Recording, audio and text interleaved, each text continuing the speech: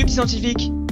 Aujourd'hui une vidéo assez spéciale, et je vous promets que je dis pas ça souvent, parce que cette vidéo n'est ni plus ni moins qu'une compilation d'erreurs que j'ai dit sur cette chaîne. Ouais, je sais que ça peut remettre en question la fiabilité de ma chaîne, et oui, effectivement. Et d'ailleurs je vais m'expliquer un peu plus à la fin de la vidéo. Pour le moment, rentrons droit dans cette compilation.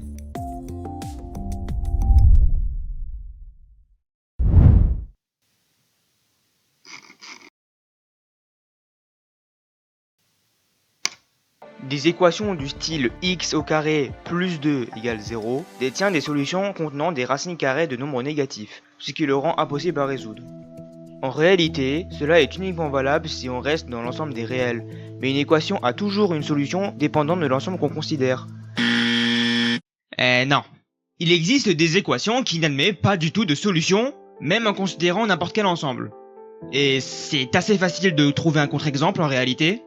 Parce que, par exemple, x plus 1 est égal à x n'admet pas de solution, logiquement. En réalité, ici, je voulais faire référence au théorème fondamental de l'algèbre, aussi appelé le théorème d'Alembert-Gauss, qui dit que tout polynôme non constant à coefficient complexe admet au moins une racine. Cela veut dire que n'importe quelle équation à degré supérieur à 0 non constant admet au moins une solution.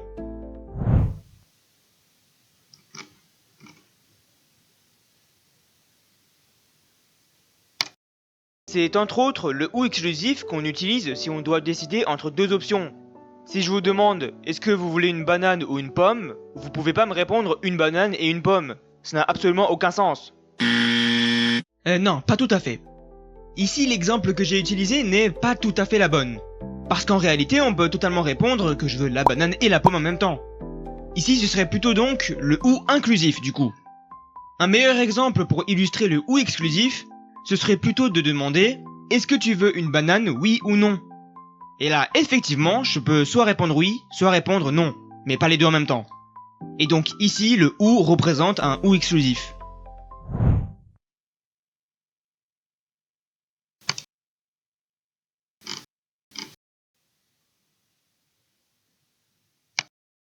« 101 fois 100, c'est égal à 10 100, et 10 100 divisé par 2, c'est égal à 5500. Alors oui, ici c'est vraiment très bête, et d'ailleurs je m'en veux, mais 10 100 divisé par 2 ça fait pas 5500, hein, ça fait 5050, attention. Comme quoi, je suis vraiment nul en calcul mental.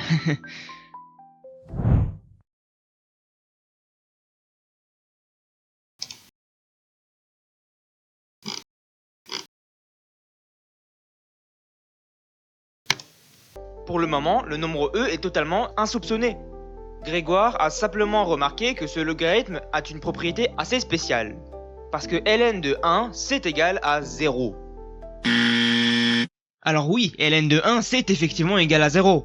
Le souci, c'est que c'est le cas pour tous les logarithmes. Donc ici, c'est pas vraiment le fait que ln de 1 est égal à 0 qui le rend spécial. Quelque chose qui caractériserait mieux le logarithme népérien, ce serait le fait que ln de e soit égal à 1. Là oui. Mais à l'époque, sans rentrer dans les détails, Grégoire de Saint-Vincent a en fait étudié des courbes hyperboliques, et en faisant des calculs d'air, il a trouvé un certain logarithme népérien qui satisfait certaines propriétés.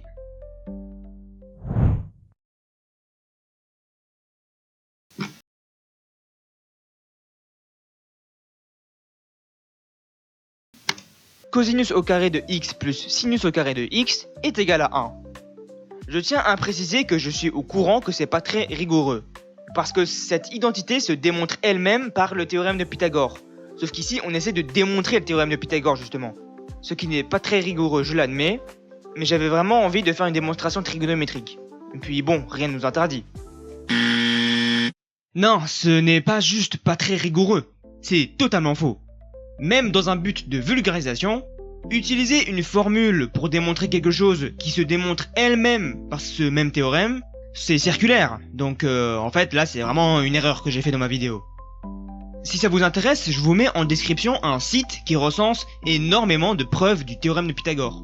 Par contre, notez que c'est en anglais.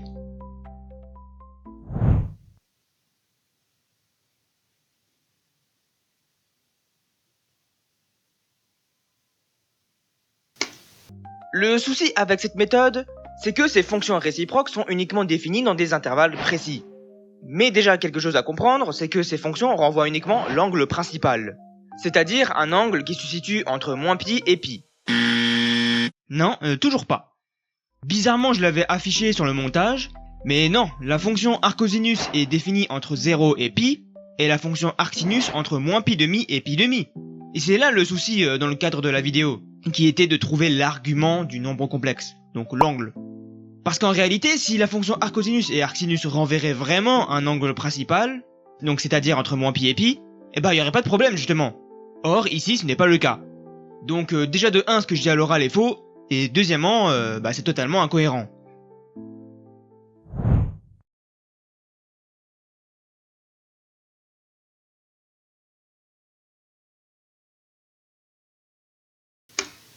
La fusée est composée d'étages. Chaque étage correspondant à un moment précis dans le vol. Par exemple, le premier étage, c'est l'étage principal de décollage. L'étage secondaire, c'est généralement quand on est à mi-chemin entre l'espace et l'atmosphère. Bon, ici ce n'est pas vraiment une erreur en particulier, c'est plutôt une imprécision. Parce que le largage des étages d'une fusée ne dépend pas forcément du moment précis dans le vol. Logiquement, le premier étage sert au décollage, ça c'est logique. Mais le deuxième étage n'est pas forcément largué au milieu de la mission. En réalité, ça dépend beaucoup. D'où le généralement.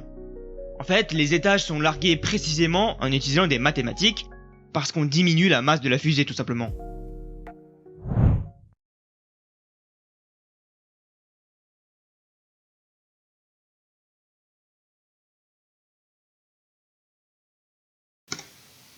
Elle est dérivable en un certain point tout simplement si ce même point admet un taux de variation instantanée dite finie, c'est-à-dire non divergente. En d'autres termes, on peut dériver un point si et seulement si ce point ne représente pas une discontinuité, c'est-à-dire un endroit qui tend vers l'infini ou un endroit indéfini. Non, il manque un critère de dérivabilité que je ne mentionne pas.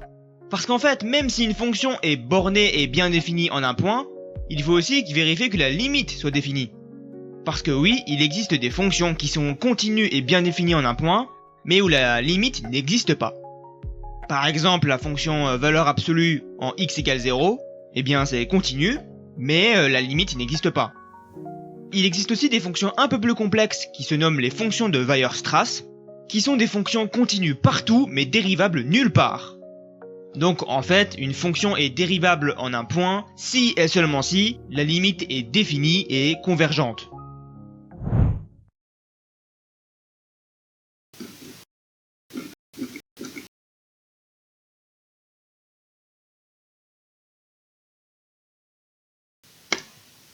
Précisément et rigoureusement, une vraie scoliose, c'est une déformation en 3 dimensions. Et le caractère clé qui définit fatalement si on a une scoliose ou non, c'est le pivotement des vertèbres. Dans ma vidéo sur la scoliose, j'insiste beaucoup, et beaucoup trop même, sur le fait qu'une scoliose est forcément définie par le pivotement des vertèbres. Alors c'est pas faux, et en fait c'est même plutôt pour relever une croyance populaire qu'on a au niveau des scolioses, c'est-à-dire qu'une scoliose c'est juste une déformation du dos, parce qu'en réalité ce n'est pas aussi simple que ça. En revanche, le caractère clé, comme je dis dans la vidéo, n'est pas forcément les pivotements des vertèbres en fait. Médicalement et cliniquement, on peut dire qu'un patient ou une patiente est scoliotique si son dos est courbé sur un angle assez élevé. Donc voilà, ici c'est juste une nuance que je voulais apporter. Aussi, dans la même vidéo, je dis que le seul moyen de corriger une scoliose, c'est par l'opération. Ça, pareil, c'est un peu une exagération. Parce qu'en fait, avec de la kinéthérapie et le corset que j'ai mentionné dans la vidéo, on peut effectivement corriger une scoliose. Même si souvent c'est pas assez pour vraiment le redresser significativement.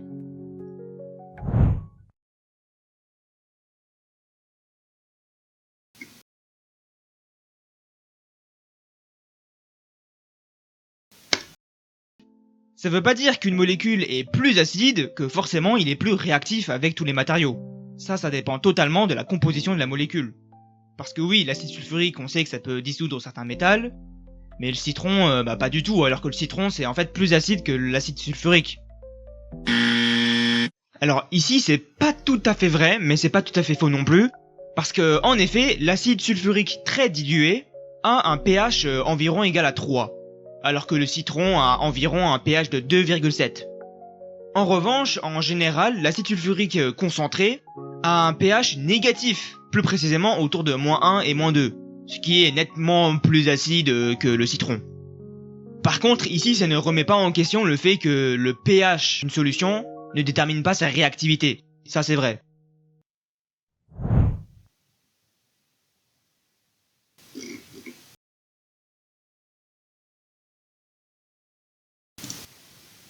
Le format JPEG, par exemple, est un format courant de compression avec perte.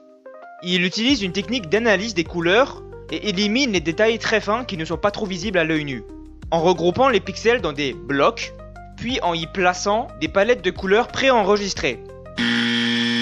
Alors non, le format JPEG n'utilise pas des palettes préenregistrées comme je dis. Ici, c'est une trop grande simplification, ce qui est faux. Ce que fait vraiment le format JPEG lors de la compression d'une image, c'est qu'effectivement il divise l'image en blocs, généralement en blocs de 8 pixels par 8 pixels, et chaque bloc est transformé en fréquence grâce à la transformer en cosinus discrète, ou DCT. Au final, les coefficients de haute fréquence, donc c'est-à-dire les détails fins et qui sont peu visibles, sont arrondis, d'où la perte d'information. Et le reste est encodé normalement.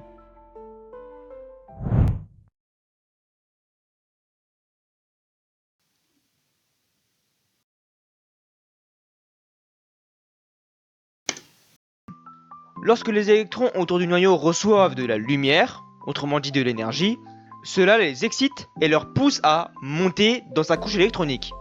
Et selon la longueur d'onde, il y a plus ou moins d'électrons qui montent plus ou moins haut. Tout cela en réfléchissant des longueurs d'onde et permettant donc la perception des couleurs. En réalité, lorsque les électrons reçoivent des photons, eh bien il y a une partie des photons qui se font absorber, mais il n'y a pas de photons qui sont réfléchis. Comme je dis plus tard dans la vidéo, pour obtenir la raie d'émission, il faut exciter les électrons, donc c'est-à-dire faire passer les électrons d'un niveau supérieur, et ensuite lorsqu'ils se désexcitent, ils redescendent à leur niveau normal en réémettant un photon, qui a une longueur d'onde correspondant à une raie d'émission. Donc en soi, ce qui nous permet de voir la couleur d'un objet, c'est parce qu'il y a une partie des couleurs qui sont absorbées par les électrons, et sans trop rentrer dans les détails, cela donne la couleur complémentaire.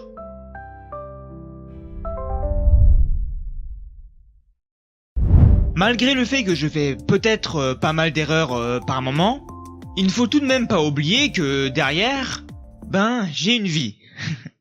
Plus précisément, étant donné que je publie tous les dimanches, eh bien maintenir ce rythme, ça veut aussi dire que par moment, je vais être dans le speedrun. Et donc oui, parfois, dans le rush, je peux dire des bêtises. Encore une fois, je suis pas en train d'essayer de me justifier, bien évidemment que c'est quelque chose à remédier, et c'est d'ailleurs pour ça qu'à chaque fin de vidéo, je vous demande vos critiques et vos remarques. Comme ça, au cas où vous auriez repéré une erreur, ou en tout cas que vous pensez, au moins ça permettra à moi de mon côté de vérifier si c'est vraiment une erreur ou pas, et après mettre tout le monde au courant. Merci en tout cas de votre compréhension. Dans tous les cas, j'espère que cette vidéo vous a plu. Si c'est le cas, n'hésitez pas à la liker. Sinon, vous pouvez faire part de vos remarques et critiques en commentaire. Et si vous ne voulez pas rater le fil de publication des vidéos, n'oubliez pas de vous abonner. Sur ce, moi je vous souhaite de bonnes fêtes, et à bientôt sur Lucky Science.